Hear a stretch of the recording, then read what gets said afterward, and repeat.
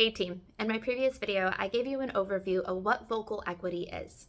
Today, I'm going to talk a little bit more in depth about that spectrum between those thorough thinkers and those speed speakers. In order for you to really get an understanding for what this is, I want you to imagine for a moment that you are in a situation of consequence. Perhaps you're in a meeting with people higher up than you whose opinion you value. Or you find yourself in a brainstorming session where you're being looked to for answers. I want you to imagine that you had no agenda and no time to plan for this meeting. Are you A, excited, comfortable, and ready to speak on the fly?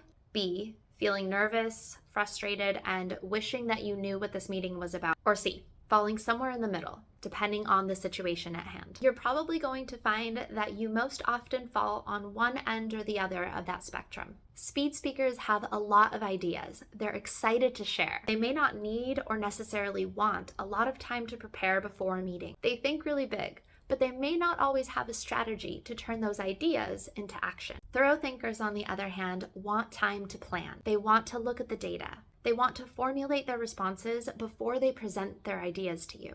What often happens in organizations, though, is that we only listen to the speed speakers, that noticeable, excited voice that's ready to go. And the equally valuable voices of those thorough thinkers doesn't always make its way into the picture. When we combine great ideas with thorough strategies, we are able to take successful action. Stay tuned, because next I'll be sharing some of the tools you can use to identify what type of team members you have and the practices you can start applying in your meetings now.